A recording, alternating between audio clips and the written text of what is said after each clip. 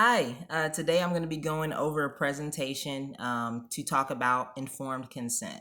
I'm going to be looking at an example or sharing my thoughts on an example of a form that I saw with a agency out in Round Rock, Texas, and comparing that to the recommendations of the ACA as well as the Texas State Board of Examiners.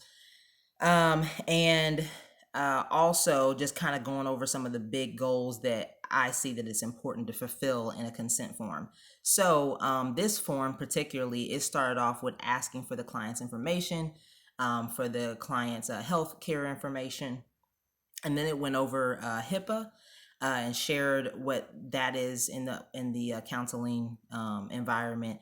It also went over confidentiality, and then most importantly, it explained the limitations or some of the areas that confidentiality can be breached, such as court or law proceedings. If the client was to say they're a harm or threat to themselves or someone else, if the client was to report abuse or neglect, and in the case that the counselor has to make claims or have interactions with insurance providers on behalf of the client. And with that being said, I was actually reading an article called, the name of it is Possible Legal Barriers for PCP Access to Mental Health Treatment Records, written by Rothenberg in 2015. And this article talks about how it's even difficult for treatment professionals and doctors to access mental health treatment records without the patient's written consent, because of the different things that have been put in place with informed consent. And they have actually made a request to federal and state governments by way of the Institute of Medicine to revise the laws and regulations so that they can, they feel that it, in some cases, it can prevent them from giving the best practice in healthcare to their clients and to their patients. And so that is one barrier to be aware of. It doesn't just affect some aspects. It affects even the healthcare system. One of the other things this forum went over was fee arrangements and what happens when you don't pay your fees.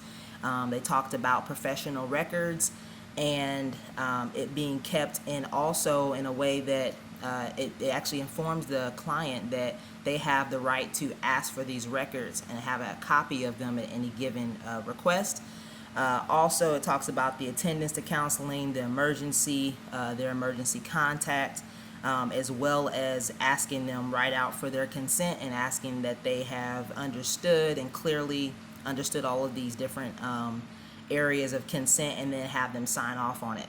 I did recognize that ACA, they give some recommendations, and some of the recommendations were not, I feel like they could have been put in there, such as the purpose or the goal for the counseling. I feel like that's really important. That's something you want to ask your client. What is your purpose? What is your goal for counseling?